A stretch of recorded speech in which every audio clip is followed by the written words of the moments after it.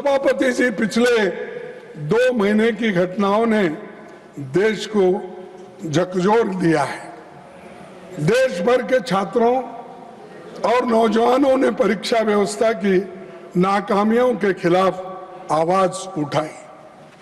विपक्ष ने उनकी आवाज सड़क से लेकर संसद तक उठाई। बढ़ते जनदबाव के आगे सरकार को घुटने टेकने पड़े। मैं देश के छात्रों, नौजवानों को मुबारकबाद देता हूं। उनका संघर्ष रंग लाया और सरकार को झुकना पड़ा और प्रधान को हटाना पड़ा।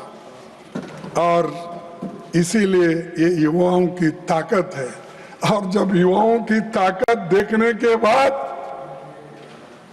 हमारे सरकार को भी ये मालूम हुआ, अरे इससे ज्यादा अगर हम कुछ खींचतान करेंगे तो धागा टूट जाएगा और हमारी कुर्सी चले जाएगी। इसीलिए डर के आखिरी में उन्होंने युवाओं का जो डिमांड था उसको माना, लेकिन उसमें यह है, उसके पीछे कि उनकी कुर्सी बचाने के लिए भी ये काम उन्होंने की,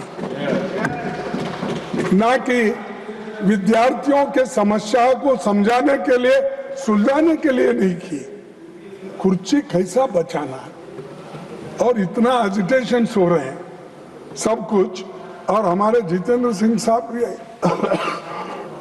इसको सुलझाने के लिए सड़क पर आना पड़ा।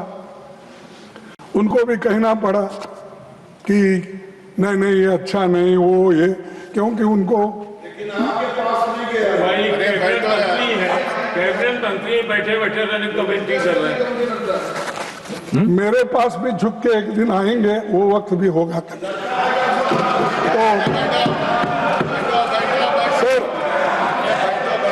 प्रधानमंत्री जी, गिरिराज जी प्लीज सर, तो वो समझाने की भी कोशिश करे, आए सब बोले, लेकिन डर इसका था उनको। वो जो सत्याग्रह या वो जो एजिटेशन था राहुल जी ने उस दिन किया, वो एकदम डर गए और डर के बोले कि ये ठीक, इसको आगे बढ़ाना ठीक नहीं है। तब उन्होंने ये तय किया कि प्रधान को हटाया जाए, शिक्षा मंत्री को हटाया। तब ये एक उनका अंदरूनी विचार है, और आप किसी से भी पूछिए, वो दिल में उनके है लेकिन बाहर नहीं बोलते, क्योंकि मोदी जी अपने कुर्सी के लिए ये सब कुछ किए। ये कदम तभी उठाया जब छात्र पेपर लीक, परीक्षा की गड़बड़ियों और संस्थागत नाकामियों की बात कर रहे थे।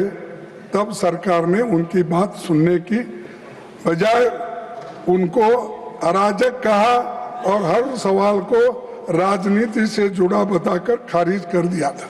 तो ये मैं क्यों कह रहा हूं साहब, जब विद्यार्थी पहले ये पूछे, महीनों से वो लोग वहां सड़कों पे बैठे और महीनों से एजिटेशन कर रहे थे, अपनी बात रख रहे थे, उस वक्त आप क्यों नहीं पूछे?